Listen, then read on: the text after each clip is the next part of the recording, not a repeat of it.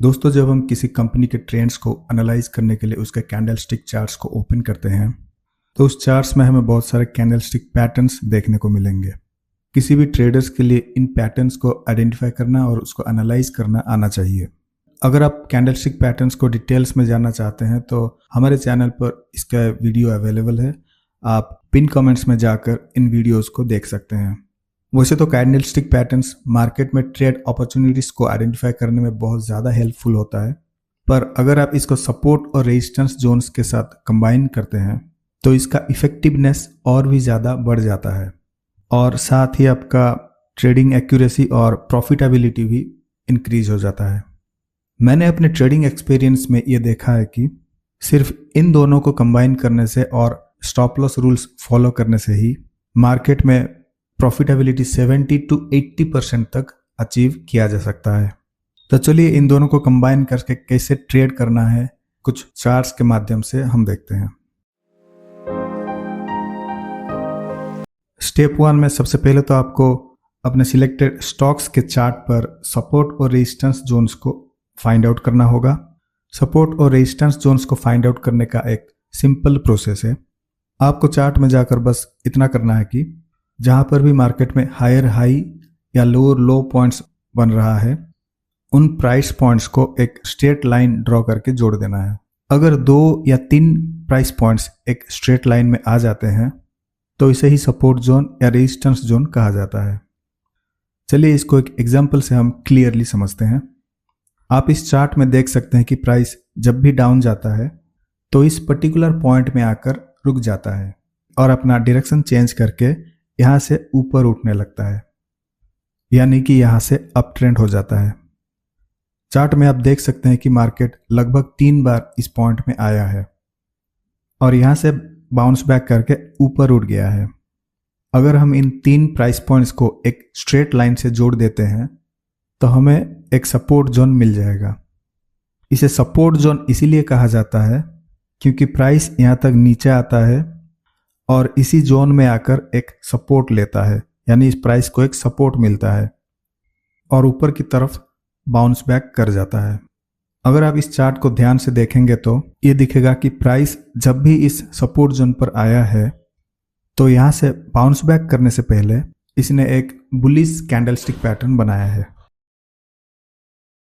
ये BDL का 27 दिसंबर से लेकर 1 फरवरी तक का 1 आवर टाइम फ्रेम का चार्ट है।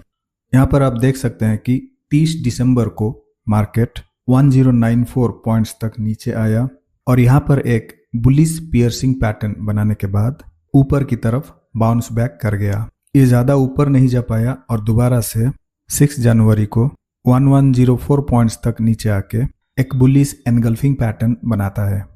फिर ये ऊपर जाने के बाद अगेन 13 जनवरी को नीचे आता है और दोबारा एक पियर्सिंग पैटर्न बनाने के बाद एक बार फिर से बाउंस बैक करता है और एक बड़ा अप ट्रेंड देता है। अब हमें यहाँ पर 3 प्राइस पॉइंट्स मिल गया है और अगर हम इन प्राइस पॉइंट्स को एक स्ट्रेट लाइन से जोड़ देते हैं तो हमें एक बहुत ही स्ट्रॉन्ग सपोर्ट जोन मिल जाता है। अब हम यहाँ पर ये एक्सपेक्ट कर सकते हैं कि नेक्स्ट टाइम प्राइस जब भी इस सपोर्ट जोन में आएगा तो यहाँ से दोबारा बाउंस बैक करेगा। पर यहाँ पर बाय ट्रेड लेने से पहले कंफर्मेशन के लिए हम एक बुलिश पैटर्न बनने का इंतजार करेंगे। और आप तो जानते हैं कि मार्केट में पैसा वही कमाता है जो कि सही अपॉर्चुनिटी के आने तक का वेट करता है। मार्केट में ट्रेडिंग अपॉर्चुनिटीज का इंतजार करना बिल्कुल ऐसा ही है जैसे कि जंगल में शेर छुपकर शिकार करता है। शेर तब तक अपना शिकार पर हमला नहीं करता जब तक उसे ये कंफर्म नहीं हो जाता कि शिकार एकदम सही डिस्टेंस और पोजीशन पर है। तो दोस्तों, कहने का मतलब ये है कि स्टॉक मार्केट में भी आप शेर की तरह एक परफेक्ट ट्रेडिंग अपॉर्चुनिटीज का इंतजार कीजिए और 100% श्योर होने के बाद ट्रेड में एंट्री करके प्रॉफिट लीजिए। चलिए वापस अपने चार्ट पर आते हैं। यहाँ पर सपोर्ट जोन आइडेंटिफाई करने के बाद हम करंट प्राइस का इस जोन में आने का और यहाँ पर एक बुलिश कैंडलस्टिक पैटर्न बनने का वेट करेंगे। अब आप देख सकते हैं कि 28 जनवरी को प्राइस इस सपोर्ट जोन पर आया है और यहाँ पर इसने एक मॉर्निंग स्टार पैटर्न बनाया है। दोस्तों, मॉर्निंग स्टार एक बहुत ही स्ट्रॉन्ग 3 कैंडलस्टिक बुलिश पैटर्न होता है। यहाँ पर हम इस अपॉर्चुनिटी को मिस नहीं करेंगे और इस पैटर्न के ठीक हाई पर यानी 1215 पर अपना बाय एंट्री ले लेंगे। स्टॉप लॉस इस पैटर्न के लो पर यानी कि 1149 पर रखेंगे। टारगेट के लिए इसका जो इमीडिएट रेजिस्टेंस जोन है हम उसको फाइंड आउट करेंगे।